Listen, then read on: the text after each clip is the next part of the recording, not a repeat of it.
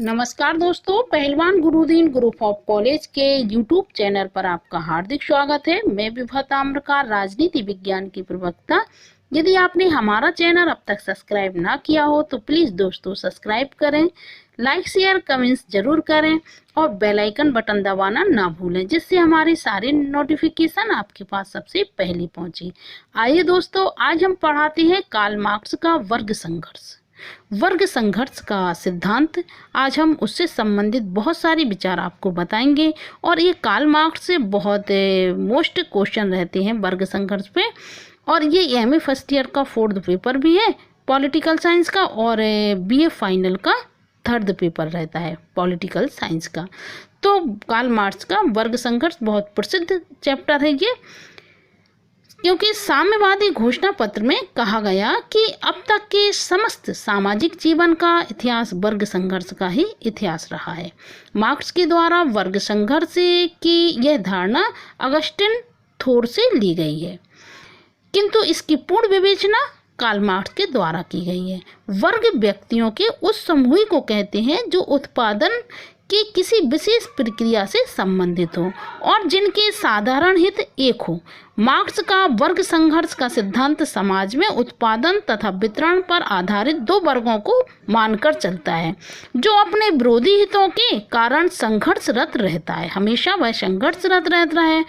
वर्गों के स्वरूप में भले ही अंतर आता रहे, किंतु समाज में एक वर्ग उत्पादन के साधनों पर और एक वर्ग उत्पादन के साधनों, भूमि और पूंजी पर अधिकार रखता है। इसे जमींदार या पूंजीपति वर्ग कहते हैं। जो एक वर्ग कौन सा है जो उत्पादन के साधनों में, भूमि और पूंजी पर अधिकार रखता है, उसे हम पूंजीपति या जमींदार कहते हैं। और दूसरा इन पर आश्रित रहने वाला तथा घोर परिश्रम किए हुए दूसरे वर्ग के शोषण से लाभ उठाता है। दूसरा वर्ग क्या रहता है, जो इस कार्य के लिए इसी पूंजीपतियों पर आश्रित रहता है और पूंजीपति के ही संरक्षण में वह घोर परिश्रम करता है, वह दूसरा वर्ग कहलाता है। तथा परिश्रमी जीवी वर्ग का शोषण करता है। दूसरा वर्ग पर्याप्त परिश्रम करने पर भी जीवन की अनिवार्य आवश्यकताएं पूरी करने के साधन नहीं जुटा पाता और निरंतर शोषित होता रहता है। इस दृष्टि से पहले को शोषक वर्ग और दूसरे को शोषित वर्ग कहा जाता है। पहला वर्ग रहता है शोषक और दूसरा शोषित वर्ग कहा जा सकता है। पूंजीपति और श्रमिक दोनों को एक दूसरे की जरूरत होते हुए भी इनके हितों में परस्पर विरोधी हैं। पूंजीपति कम से कम मजदूरी देना चाहता है जिससे उसे अधिक लाभ हो, और मजदूर अधिक से अधिक मजदूरी लेना चाहता है। अतः हितों के विरोध के कारण इन दोनों में संघर्ष आरंभ रहता है। इसी का नाम वर्ग संघर्ष है कि पूंजीपति और मजदूर वर्ग में हमेशा पैसों के लिए, मजदूरी के लिए संघर्ष चलता रहता है। यही वर्ग संघर्ष की बुनियाद है और इसी कारण वर्ग संघर्ष हमेशा से चला आ रहा है। मार्क्स और एंजेल्स साम्यवादी घोषणा पत्र में लिखते हैं कि स्वतंत्र व्यक्ति तथा दास, अमीर तथा सामान्य जन, भूस्वामी तथा भूदास, श्रेणीपति तथा दस्तकार, हस्तक्षेप में उत्पीड़क तथा उत्पीड़ित निरंतर एक दूसरे का विरोध करते तथा अनवर सभी लुक छिपकर तथा कभी खुलकर संघर्ष चलाते रहे हैं। इस संघर्ष की परिणति हर बार या तो समाज के क्रांतिकारी पुनः निर्माण में हुई है या संघर्ष करने वाले वर्गों में सर्वनाश में। तो वर्ग संघर्ष ये रहता है। वर्ग संघर्ष की अपनी एक धारणा के आधार पर कार्ल मार्क्स से पूंजीवाद के अंत की अवश्य भावना व्यक्त करता है। उसके अनुसार पूंजीवादी अवस्था में ही स्वयं अपने विनाश के बीज निहित हैं। पूंजीवादी अधिक उत्पादन में विश्वास करते हैं, जिसका परिणाम थोड़े से व्यक्तियों के हाथों में धन का एकत्रित होना होता है। इसके परिणाम स्वरूप पूंजीपतियों की संख्या में निरंतर कभी और श्रमिकों की संख्या में वृद्धि आती है। पूंजीपति की संख्या होती है उसमें निरंतर कमी और श्रमिकों की संख्या में वृद्धि होती है। पूंजीपति अपने आर्थिक लाभों के कारण एक ही स्थान पर अनेक उद्योगों की स्थापना में विश्वास करते हैं। उद्योग के इस स्थानीयकरण के कारण श्रमिकों में वर्गीय चेतना का निरंतर विकास होता रहता है, उसमें एकता उत्पन्न होती है और इसके आधार पर वे पूंजीपतियों का मुकाबला करने में सफल हो सकते हैं। इसके अतिरिक्त उद्योगों में उत्पादन की मात्रा अधिक बढ़ जाने के कारण इसकी खपत के लिए दूसरे देशों में मंडलियां खोजी जाती हैं। विकसित पूंजीवादी देशों में पूंजीपति दूसरे देशों में भी अपनी पूंजी लगाते हैं।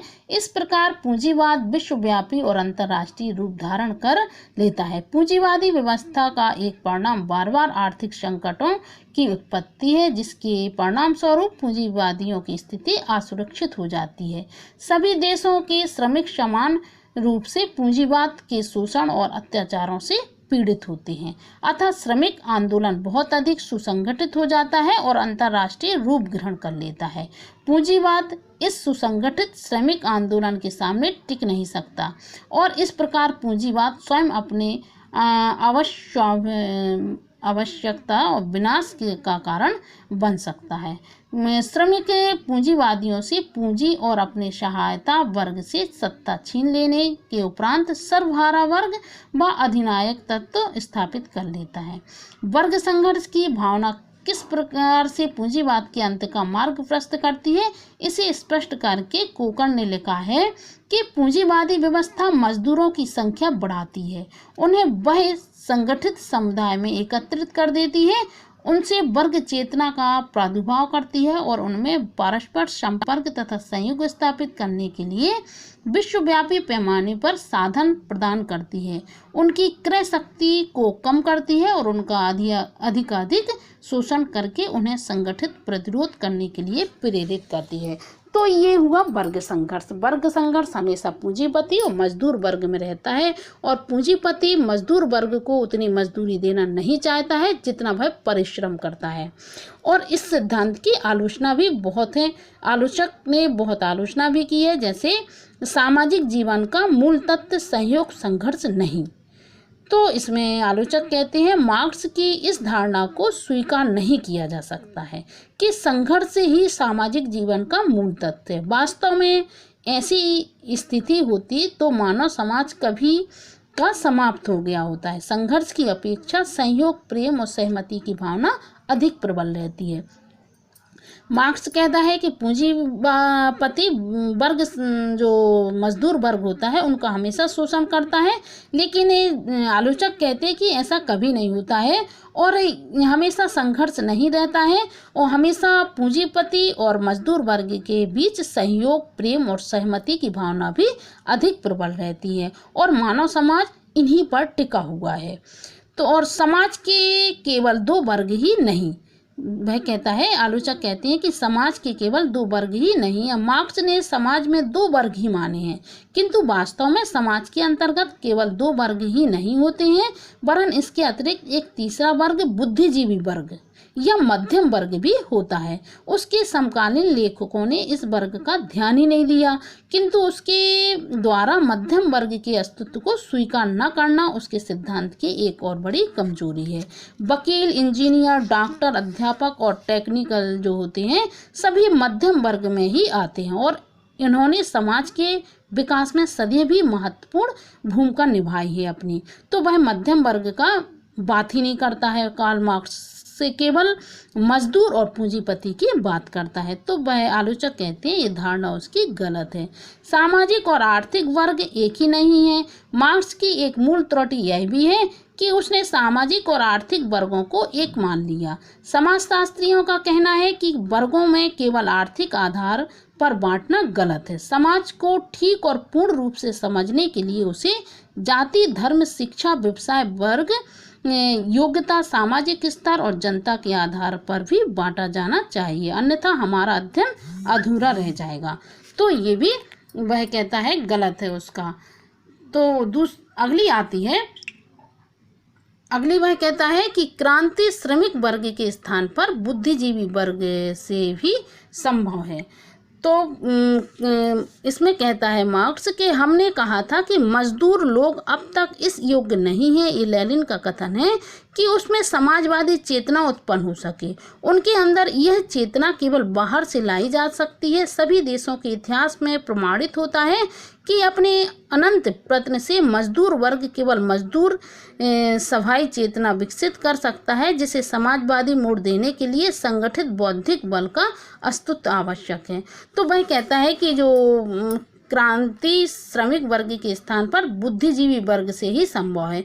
तो इसमें आलोचक कहते हैं कि मजदूर कभी भी संघर्ष नहीं करते हैं, वह ईमानदारी से अपना काम करते रहते हैं। उनको संघर्ष के लिए बुद्धिजीवी वर्ग उकसाता है तो संघर्ष होता है। फिर आता है वर्गीयता से राष्ट्रीयता की भावना प्रबल। यह सोचना कि समाज के सभी वर्गों में वर्गीयता की भावना ही सर्वाधिक प्रबल होती है, बड़ी भारी भूल है। वर्गीयता से राष्ट्रीयता की भावना प्रबल होती है। इसका परिणाम यह है कि राष्ट्रीय संकट के अवसर पर एक राष्ट्र के मजदूर और पूंजीपति एक साथ मिलकर दूसरे राष्ट्र के मजदूर और पूंजीपतियों का विरोध करते हैं। समस्त इतिहास वर्ग संघर्ष का इतिहास नहीं है। इसमें वह कहता है पूरा इतिहास वर्ग संघर्ष का इतिहास नहीं बन सकता है। यह सोचना कि संसार का सारा इतिहास वर्ग संघर्ष का इतिहास है ऐतिहासिक दृष्टि से सत्य नहीं है। धर्म शक्ति प्रदान करने की इच्छा, भूमि और मानवीय भावना तथा दुर्भावना सदैव ही संघर्ष के महत्वपूर्ण कारण रहे हैं। लेकिन जो पूंजीपति और मजदूर के प्रति संघर्ष है, तो आलोचक कहते हैं ये ऐसा नहीं है, क्योंकि गरीब आदमी खुद चाहता है कि हमें 2 वक्त की रोटी मिले, कपड़ा मिले, तो और पूंजीपति इनकी भरपाई करता है। मार्क्स द्वारा चित्रित जो वर्ग संघर्ष के परिणाम हैं, तो वह सत्य सिद्ध नहीं होते हैं, आलोचक कहते हैं। इन सब के अतिरिक्त कार्ल मार्क्स द्वारा वर्ग संघर्ष की धारणा के आधार पर पूंजीवाद के अंत और समाजवाद की स्थापना की जो कार्ल मार्क्स संभावना करता है, वह ठीक नहीं है। मार्क्स पूंजीवाद में निहित दोषों के आधार पर उसके अंत की भविष्यवाणी करता है, किंतु वह यह भूल जाता है कि पूंजीवाद में सुधार की गुंजाइश है। इंग्लैंड तथा अमेरिका जैसे विकसित देशों में श्रमिकों के काम करने की स्थितियों में सुधार कर श्रमिक वर्ग के असंतोष को कम कर दिया गया है। श्रमिक वर्ग की संख्या में निरंतर वृद्धि और पूंजीपतियों की संख्या में तथा शक्तियों में निरंतर कमी की गई है, और पूंजीपतियों तथा श्रमिकों के संघर्ष में श्रमिकों की जो असमय विजयी होंगे आदि तो ऐसी कपोल कल्पना है। तर्क और अनुभव के आधार पर जिनके सत्य होने का दावा नहीं किया जा सकता, कुछ सीमा तक तो ये बातें असत्य हो चुकी हैं।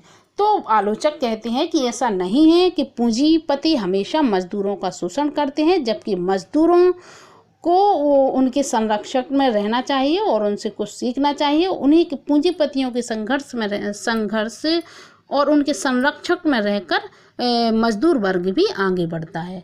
आशा करती हूँ दोस्तों ये भी आपको समझ में आ गया होगा वर्ग संघर्ष। धन्यवाद।